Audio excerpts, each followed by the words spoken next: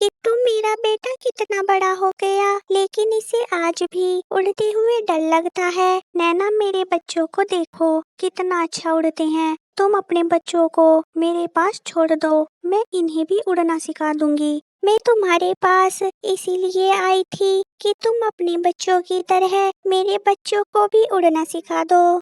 नैना तुम 2 दिन बाद आकर अपने बच्चे को ले जाना।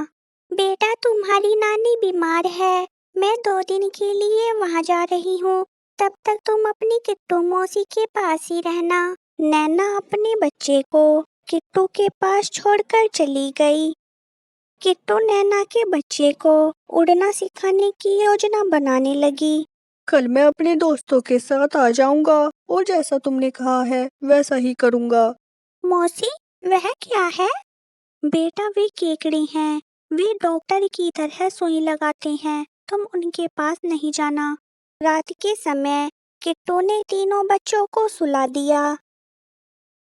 अगले दिन तीनों बच्चे खेल रहे थे, तभी वहां पर केकड़ा अपने दोस्तों के साथ आ गया।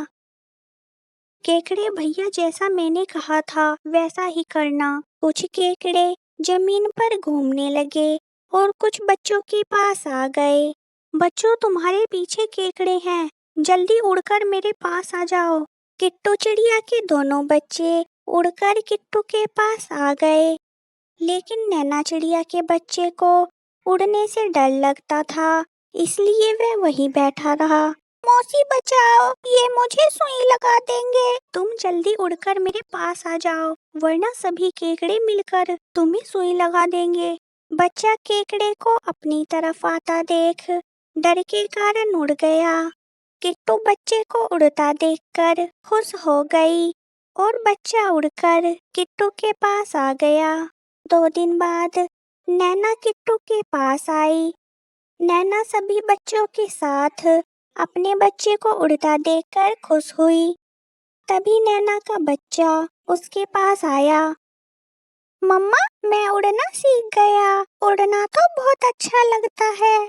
फिर नैना अपने बच्चे को लेकर अपने घर चली गई। कुछ दिनों बाद जंगल में तेज बारिश शुरू हो गई थी।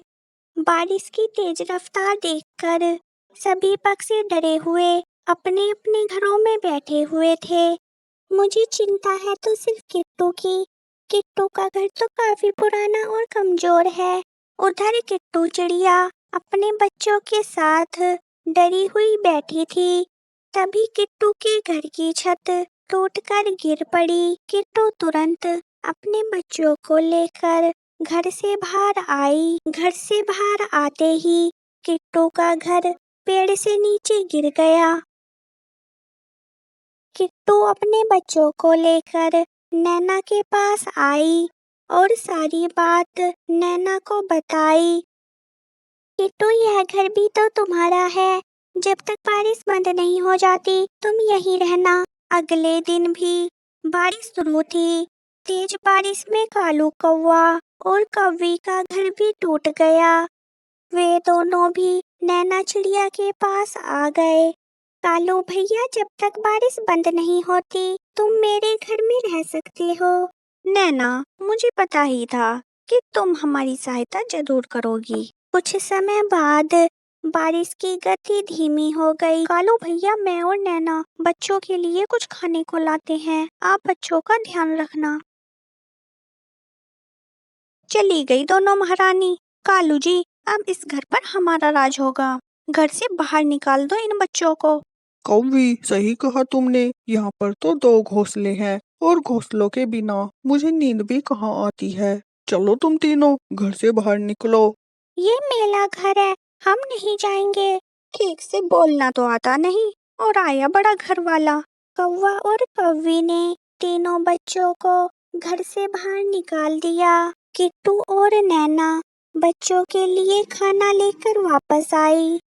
बच्चों, तुम घर से बाहर क्यों बैठे हो? गंदे अंकल आंटी ने हमें घर से निकाल दिया। उन दोनों ने ये सब ठीक नहीं किया। मैं अभी गेट खुलवाती हूँ। कौवी, गेट खोलो, हमें घर के अंदर आना है। जाओ यहाँ से, शोर मत मचाओ, अब ये घर हमारा है, सोने दो हमें। कौवी, बारिश तेज है और हम अपने बच्चों को लेकर कहाँ जाएंगे? लेकिन कौवी ने नैना की एक बात ना सुनी। कौवी, ऐसा ना करो, गेट खोल दो। किट्टू और नैना अपने बच्चों के साथ एक पेड़ की डाल पर बैठे हुए थे। तभी वहां से जाती हुई टोनी की नजर नैना और किट्टू पर पड़ी। नैना, तुम इतनी तेज बारिश में यहाँ पर क्या कर रही हो? टोनी, तुम? किट्टू, ये मेरी दोस्त टोनी है। फिर नैना ने टोनी को पूरी बात बताई।